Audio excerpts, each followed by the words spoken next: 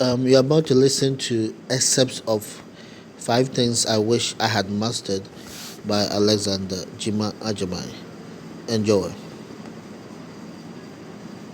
5 Things I Wish I Had Mastered by Age 30 for a Life of Excellence by Alexander Gayama Echiyemang Empowerment Series. 5 Things I Wish I Had Mastered by Age 30 for a Life of Excellence. Copyright Alexander Gayama Echiyemang. First published February 2019. Unless otherwise stated, all scripture quotations are from the New International Version of the Bible. Copyright 2011 and the King James Version of the Bible. Copyright 1987. ISBN 13-978-1797972992. All right reserved. No part of this publication may be reproduced, stored in a retrieval system, or transmitted in any form or by any means, electronic, mechanical, photocopying, recording, or otherwise, without prior permission from the other.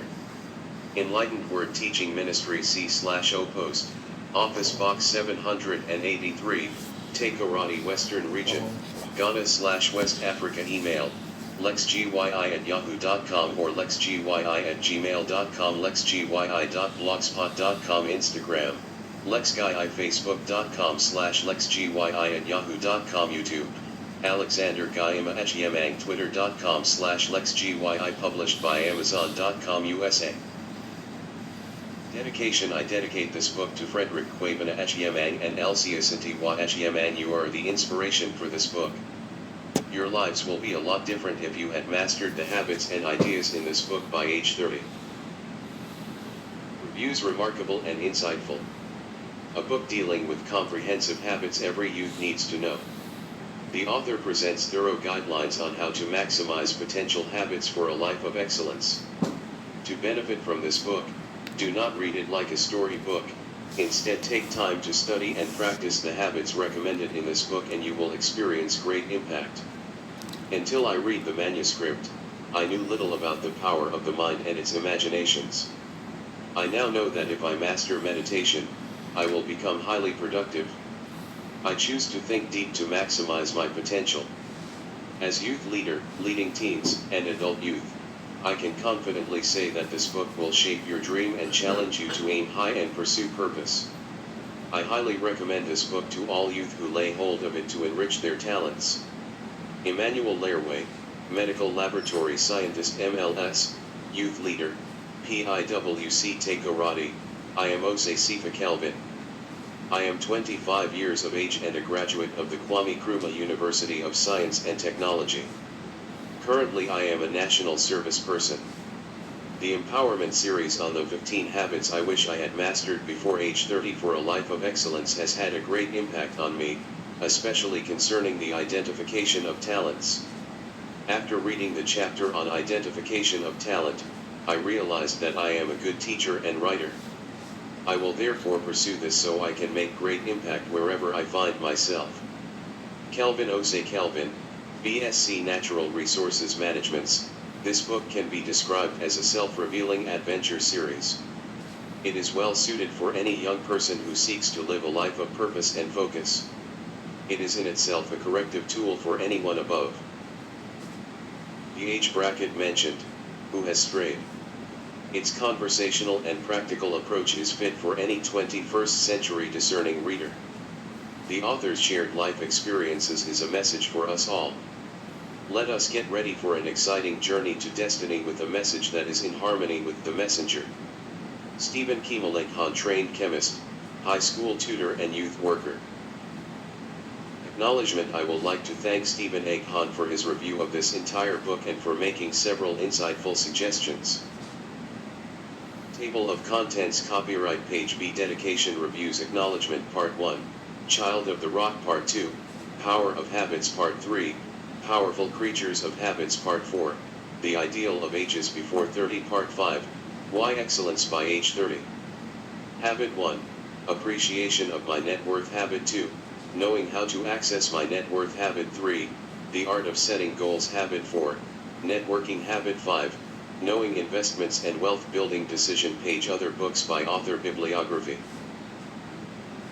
Part 1, Child of the Rock. In the beginning I was born in the wee hours of Sunday at the Holy Family Hospital under the hills of the Odwianoma Mountains, missing my mother's birthday by just some hours. Indeed, my birthday is just a day after hers. I was therefore denied nothing good since my parents were expatriates in Niger at the time. I wore designer clothes and my shoes alone were sacks full. When I returned to Ghana permanently in 1987 to stay amongst my people, I made some observations quickly. I made these observations because of the vast differences in habits I saw growing up amongst a people known for their prowess in entrepreneurship in Ghana. This imposed on me unconsciously certain expectations from life. I grew up seeing the most lavish of funerals and very flamboyant celebrations like the Easter holidays. My questions to my elders as to why a lot of our people are so rich had varied answers. Some told me it was from money rituals, but the majority told me it was because they have the ability to delay gratification till they had enough to show off. This explanation made sense to me because one of our slogans as a people, when loosely translated, is Children of the Rock, meaning we come from struggle and so are relentless in our endeavors till we are successful. The competition amongst the various town people to put up mega mansions could be seen on many major streets as you enter or exit the towns in the area. These holiday homes of people who also have mansions in the cities could easily be mistaken for 3 or 4-star hotels. Sometimes these buildings were just neighbors with the habitation of poor people from the same town or even extended family members. After my basic education, I came to the conclusion that since the very rich people live in the same neighborhood with the very poor, then it means the rich have different habits from the poor since they were all born in the same environment.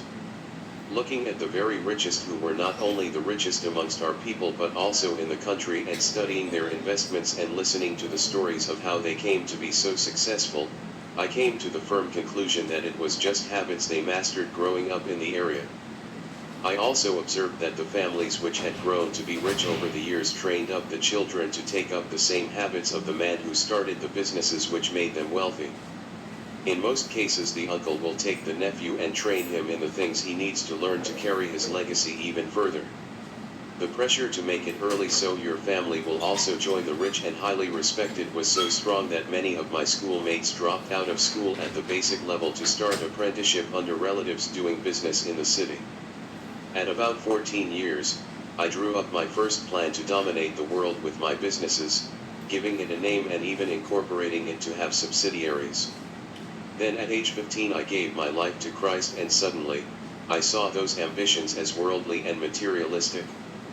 I had the habit of setting goals and reading, but I hated selling and also found self-promotion offensive. Over time I became more introvert and lost the edge to start and grow businesses or ministries because I became content with being at the background instead of stepping up to be counted. My desire to lead, which is a crucial habit for entrepreneurs, was sidelined and replaced with that for following others due to my misunderstanding of what was expected of me as a young Christian.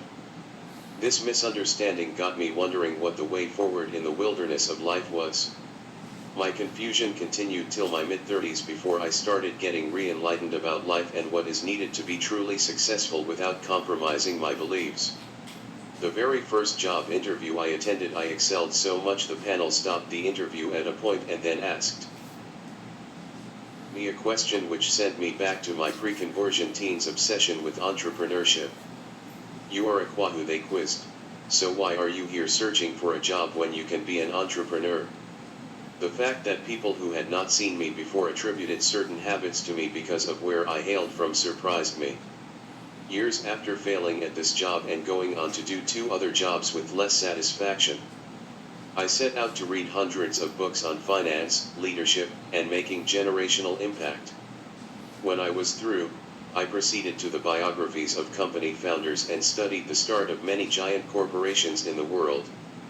After hours of listening and watching videos on accomplished men and women from the Kwahu area and the rest of the world, I came to the conclusion that, if I had mastered just 20 habits, I would have been a highly accomplished person before hitting my 30s in whatever endeavor I had set my mind to. I have listed these habits and explained how they could be mastered for excellence and not for riches alone.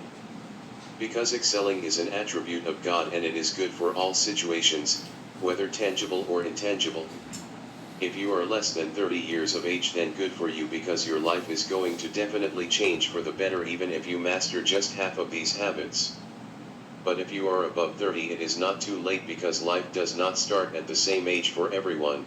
Some start in the morning and others in the night. It is always better late than never.